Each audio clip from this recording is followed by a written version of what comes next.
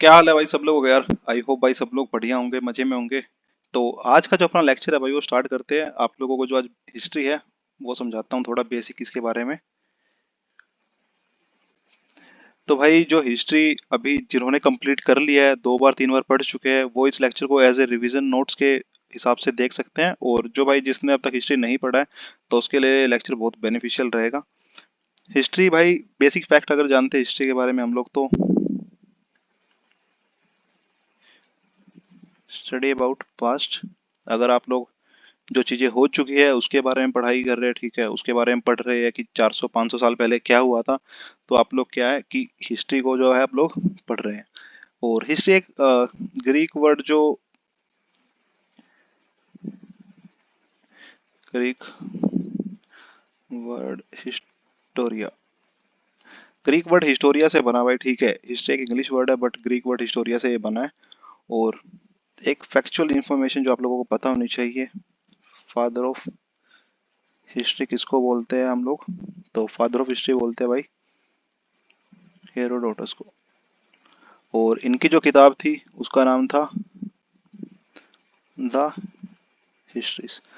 तो हिस्ट्री के बारे में कुछ बेसिक आप लोगों को पता होना चाहिए, ठीक है। आई होप आप लोगों को पता ही है ये सब चीज़ें, ठीक है। मैं बस वैसे आप लोगों को एक बार बता रहा हूँ। तो अभी जो है हम लोग जो मेन फोकस है अपना उस पर चलते हैं भाई, इंडियन हिस्ट्री के ऊपर।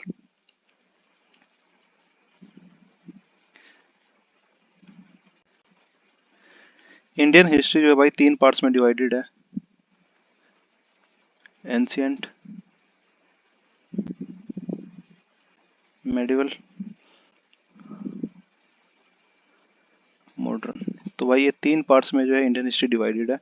इन इन दोनों के बीच में, ठीक है, बोल के चलो, इन दोनों के बीच में अर्ली मेडिवल पीरियड आता है।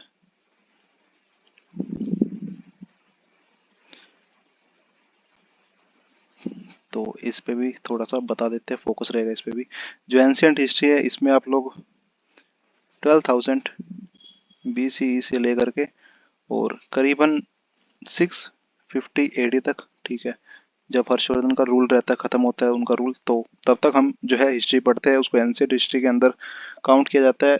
एड अर्ली मेडिवल के अंदर भाई हम लोग जो है हम लोग पढ़ते हैं बेसिकली 650 AD से और 1206 AD तक, जब कुतुबुद्दीन ऐबक बनते रूलर तब तक, ठीक है। तो मेडिवल हिस्ट्री के अंदर हम लोग हिस्ट्री 2 पार्ट्स में डिवाइडेड है। पहले पढ़ते हैं सल्तनत पीरियड, जो कि चलता अपना 1206 से लेकर के और फर्स्ट बैटल ऑफ पानीपत तक, ठीक है, 1526 तक। देन भाई सेकंड जो रहता है, जब मुगल्स का रूल होता है तो मुगल पीरियड बोलते हैं। और इसमें हम लोग पढ़ते हैं 1526 से लेकर के 707। 707 इसलिए बोल रहा हूँ भाई कि जो मेन मेन रूलर है, ठीक है, जो थोड़ा लंबा समय तक रूल करेंगे, वो 707 के बाद 707 तक ही उनका रूल चलता है। तो बाद में भी रहते हैं लेटर मुगल बोलते हैं जिनको, लेटर मुगल्स बोलते हैं। इनका रूल चलता है 707 से स्टार्ट होता है और 1857 का जो रिवोल्ट रहता है, फर्स्ट वॉर ऑफ इंडिपेंडेंस, तो तब तक इनका रूल चलता है। बहादुर शाह द्वितीय जो रहते हैं सेकंड, वो लास्ट में उसके बाद जो है मुगल्स बिल्कुल एंड होता है इनकी हिस्ट्री का। अभी जो मॉडर्न हिस्ट्री है इसके अंदर क्वेश्चन बनते हैं जो भाई पोर्तुगीज पोर्तुगीज जब वास्को द गामा आता है 1498 के अंदर, फिर उसके बाद डच आते हैं भाई, फिर डच के बाद ब्रिटिश रहते हैं जो सबसे इम्पोर्टेंट, जिनकी हिस्ट्री पढ़नी है अपने को 1600 से लेके और 1947, लगभग 350 साल की हिस्ट्री है ना, तो इस पे ज़्यादा फोकस रहता है, सबसे ज़्यादा क्वेश्चन भी यहीं से बनते हैं। और फिर इसके बाद भाई फ्रेंच आते हैं, ब्रिटिशर्स के बाद कर्नाटिक वॉर होता है, फिर फ्रेंच का रूल भी इंडिया से ख़त्म होता है, ठीक है। तो अगर आप लोग देखेंगे तो इंडियन हिस्ट्री जो है 3 पार्ट्स में डिवाइडेड है। और अगर एक और फैक्ट बताता हूँ कि जो एनसीईआरटी में मेंशन है, जो जेम्स मिल नाम का बंदा है, ये इसने हिस्ट्री को, इंडिया की हिस्ट्री को इसने बोला है कि जो एंशियंट है वो हिंदूज की हिस्ट्री है, जो फिर मेडिवल है वो मुगल्स या फिर मुस्लिम बोल लो, मुस्लिम्स की हिस्ट्री है, और जो सबसे लास्ट ठीक है जिसको ये मॉडर्न बोलता है तो वो भाई ब्रिटिश बोलता है कि ब्रिटिशर्स की हिस्ट्री है। पता नहीं क्यों ये मॉडर्न बोला इसने। तो ये जेम्स मिल है ठीक है, और इसकी जो बुक थी the the history of British India नाम से इसकी बुक थी जेम्स मिल की। तो अपना जो डिवीजन है हम लोग इस पे फोकस करेंगे, ये तो बिल्कुल बकवास था। तो इंडियन हिस्ट्री के बारे में भाई सबसे पहले जो हम लोग पढ़ेंगे वो है एंशियंट हिस्ट्री। ठीक है, एंशियंट हिस्ट्री की आप लोगों को क्रोनोलॉजी बताता हूँ। ठीक है, क्रोनोलॉजी उससे पहले आप लोगों को भाई एक बार सोर्सेज बताता हूँ हिस्ट्री के, कि हिस्ट्री हम लोग जो हमको पता है, मान के चलो हमको 100 साल पहले का याद नहीं होगा ठीक है, या 200 साल पहले का तो बिल्कुल याद नहीं होगा, और जो उस टाइम लोग थे वो आज जिंदा नहीं है, तो उनके बारे में हम लोगों को हिस्ट्री पता कैसे चलता है कि उनके साथ हुआ क्या, उन्होंने किया क्या। तो वो सब हमको पता चलता है भाई सोर्सेज से। सोर्सेज ऑफ हिस्ट्री क्वेश्चन बन सकता है ठीक है, कि हिस्ट्री के सोर्सेज क्या है। तो मेंस का क्वेश्चन है 10 नंबर का, अगर बन जाए पीसीएस के अंदर तो कुछ नहीं कह सकते भाई, कुछ भी आजकल पूछ सकते हैं। तो ये भी एक बार डिस्कस कर लेते हैं। जो सोर्सेज ऑफ हिस्ट्री है ये दो पार्ट्स में डिवाइडेड है। मैं जिस तरीके से पढ़ता हूँ वैसे ही आप लोगों को बता रहा हूँ। लिटरेरी लिटरेरी सोर्सेज है ठीक है, और आर्कियोलॉजिकल सोर्सेज है ठीक है। तो ये दो सोर्सेज है इंपॉर्टेंट ठीक है।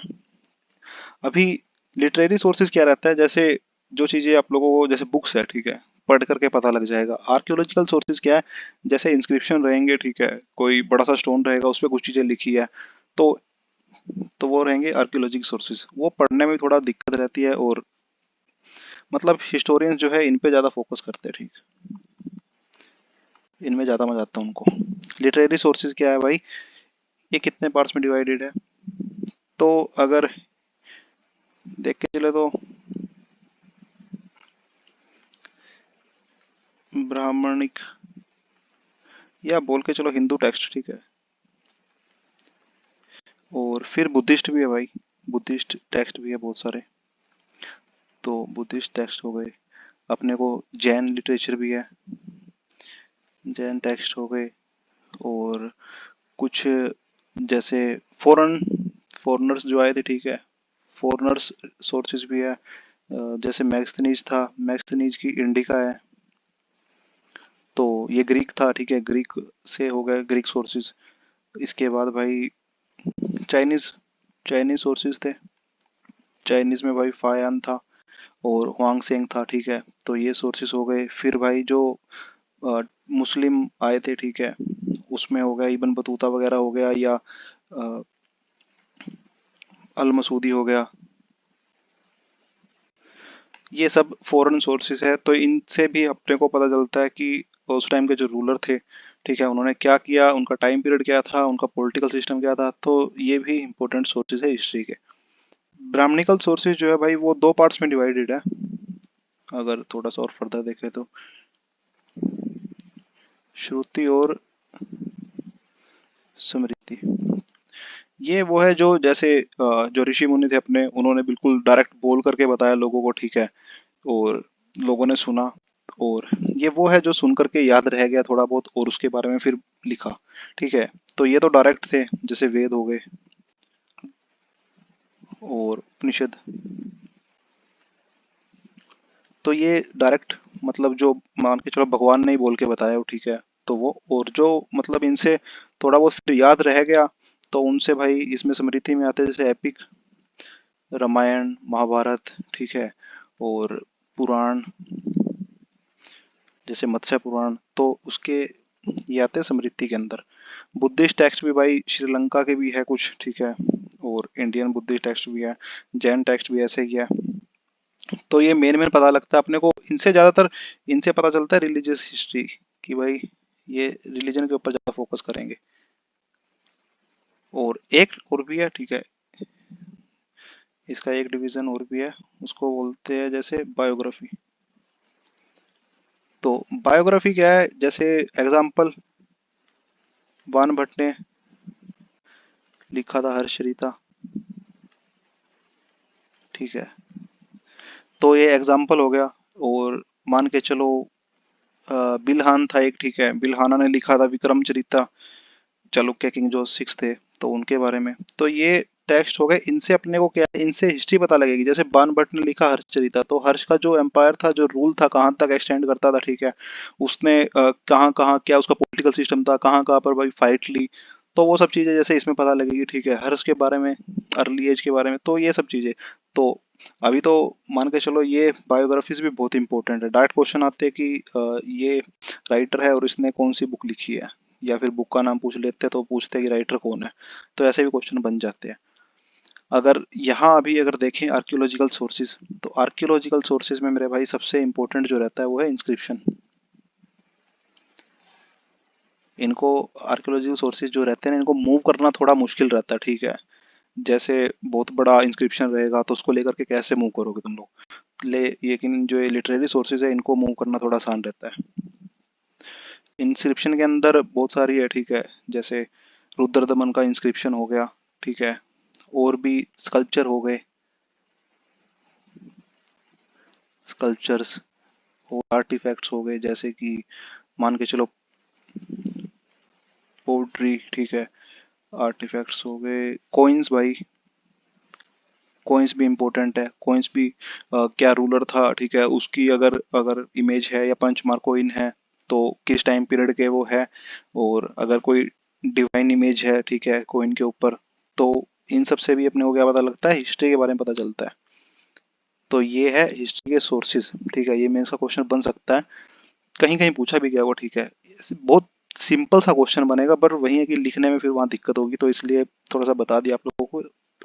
तो भाई एक बार अभी जल्दी से जो है एंशियंट हिस्ट्री की जो क्रोनोलॉजी है उसको समझते हैं, और बहुत इजीली और बहुत सिंपल तरीके में समझाने की कोशिश करूंगा भाई,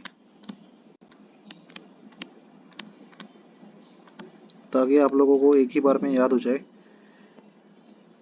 सबसे पहले जो है रहता है अपना pre history period. Pre historic period के अंदर अपने को जो भाई देखने को मिलता है, पैलेयोलिथिक एज सबसे पहले आती है। पैलेयोलिथिक एज के बाद आता है भाई मेसोलिथिक एज। मेसोलिथिक के बाद आता है अपना न्यूलिथिक एज। और जो इनका टाइम पीरियड रहता है वो रहता है 12,000 से लेकर के और 4,000 BCE तक। तो मान के चलो 8,000 साल लगभग, ठीक है, ये कवर करते हैं तीन एज। और इसके बाद जो एक एज रहती है वो है चालकोलिथिक।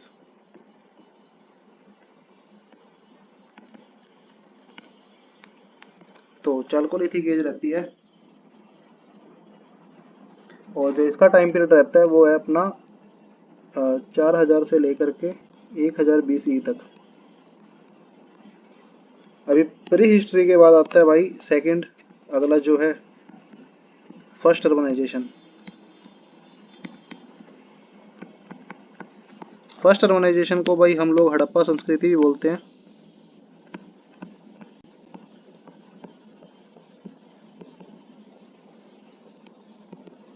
और जिसका जो टाइम पीरियड रहता है वो रहता है 2500 से लेकर के 1500 BCE तक।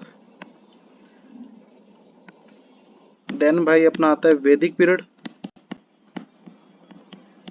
वैदिक पीरियड टू पार्ट्स में डिवाइड रहता है, अर्ली वैदिक पीरियड और लेटर वैदिक पीरियड। जो अर्ली वैदिक पीरियड है भाई इसके अंदर अपने को पढ़ने को मिलता है ऋग्वेद।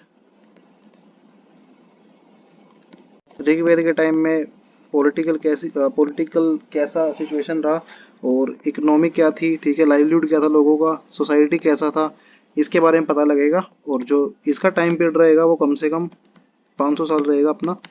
तो 1500 से लेकर के 1000 BC तक, ठीक है। और जो लेटर वैदिक पीरियड है, बाकी जो तीन वेद बच गए, यजुर्वेद, सामवेद और अथर्ववेद, ठीक है।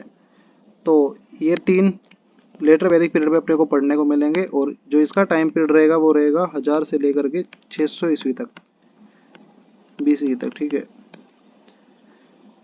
अभी वैदिक पीरियड के बाद भाई अपने को पढ़ना है 16 महाजनपदास।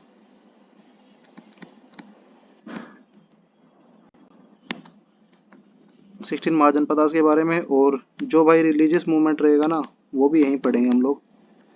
रिलीजियस मूवमेंट के अंदर बुद्धिज्म, जैनिज्म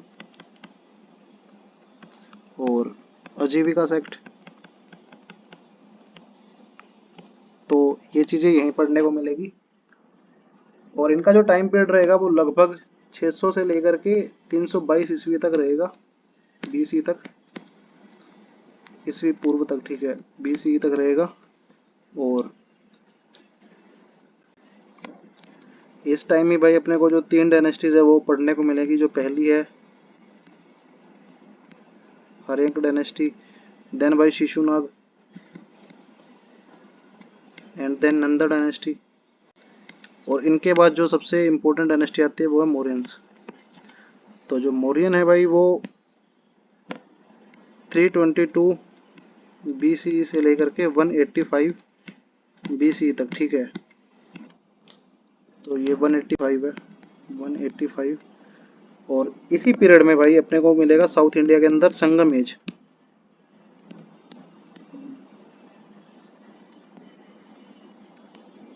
जहाँ अपने को चोल, चेरा और पांड्य रूलर मिलेंगे,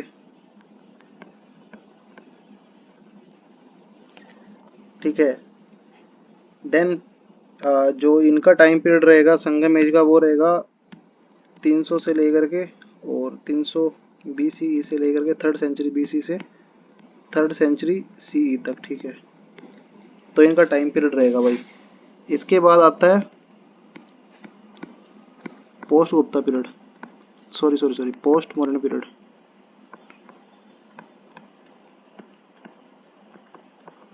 तो पोस्ट मॉडर्न पीरियड जो रहेगा भाई अपना 185 बीसीई से लेकर के और 319 एडी तक।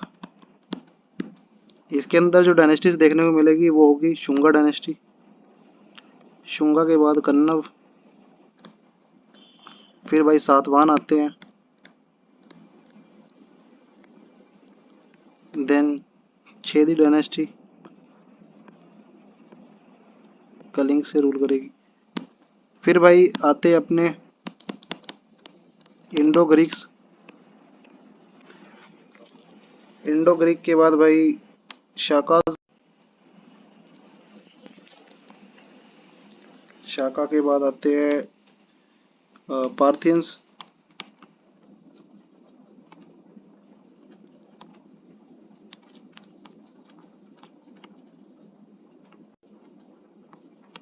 पार्थियंस के बाद आते फिर कुषाण।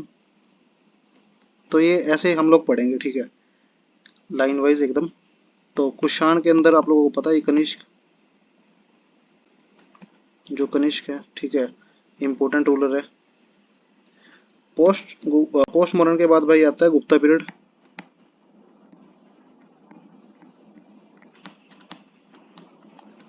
तो भाई जो गुप्ता पीरियड है उसके अंदर अपने को 3 जो इम्पोर्टेंट है, चंद्रगुप्त 1 और समुद्रगुप्त, देन उसके बाद भाई चंद्रगुप्त 2, इनके बारे में पढ़ेंगे, ठीक है। और गुप्ता पीरियड में जो पॉलिटी, इकोनॉमी और सोशल सोसाइटी रहा, ठीक है, उसके बारे में पढ़ेंगे।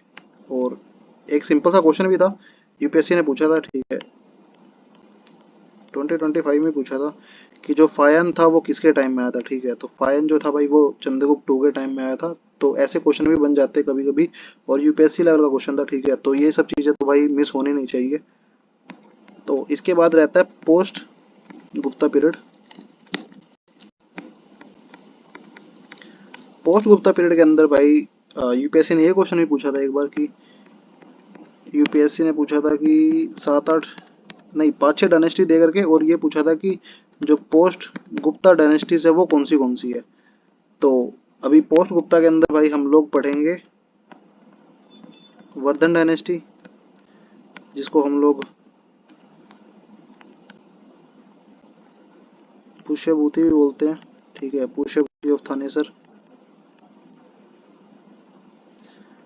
देन भाई यहाँ चालुक्य के बारे में पढ़ेंगे।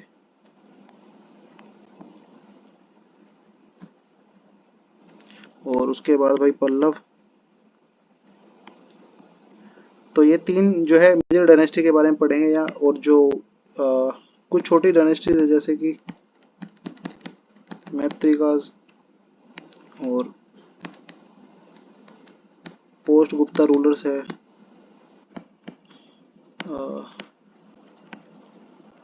मुखरीज है, ठीक है। तो ये कुछ डायनेस्टी, छोटी डायनेस्टीज, तो इनके बारे में भी पढ़ेंगे, ठीक है। तो इस तरीके से चलेंगे। तो एक बार फिर से देख लो आप लोग, ठीक है। प्री हिस्ट्री पीरियड है, उसके अंदर फिर ये 3 जो एज है वो पढ़ेंगे। फिर चालकोलिथिक, फिर अर्बनाइजेशन जो फर्स्ट था अपना हड़प्पन सिविलाइजेशन बोलते हैं इसको, वो। फिर वैदिक पीरियड, देन उसके बाद भाई महाजनपदास और रिलीजन के ऊपर जो बुद्धिज्म, जैनिज्म और आजीविका सेक्ट आते हैं वो। फिर इसके बाद भाई अपना ये 3 डायनेस्टीज। फिर मौर्यन पीरियड के बारे में पढ़ेंगे जिसमें चंद्रगुप्त मौर्य, बिंदुसार और अशोक सबसे इम्पोर्टेंट रूलर थे, ठीक है, इनके बारे में। देन साउथ इंडिया की हिस्ट्री पढ़ेंगे तो संगम एज के बारे में पढ़ेंगे, चोला चेरा पांड्यास। अब की बार तो क्वेश्चन ही पूछा गया था भाई, चोला चेरा पांड्यास में जो रूलर थे सिर्फ उनका नाम दे रखा था और मैच करना था। तो फिर भाई पोस्ट मॉडर्न पीरियड के अंदर ये इतना सब डायनेस्टीज पढ़ेंगे, ठीक है, एक एक करके। देन भाई गुप्ता पीरियड जो अपना है वो 319 एडी से लेकर के और 540 एडी तक ये पढ़ेंगे इधर। और देन भाई पोस्ट गुप्ता पीरियड के अंदर हम लोग पढ़ेंगे 540 से लेकर के 650 एडी तक। तो यहाँ ये पढ़ने की कोशिश करेंगे। और ये कुछ डायनेस्टीज है, ठीक है, ये थोड़ी मेजर डायनेस्टीज है, अभी छोटी डायनेस्टीज है तो इनको भी पढ़ेंगे, पर जो मेन फोकस रहेगा वो इनके ऊपर रहेगा।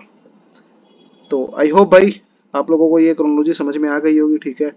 और जो अपना नेक्स्ट वीडियो रहेगा वहाँ से हम लोग जो है अपना पहला चैप्टर जो रहेगा पैलियोलिथिक, मेसोलिथिक और नियोलिथिक, ये कवर करने की कोशिश करेंगे इसमें।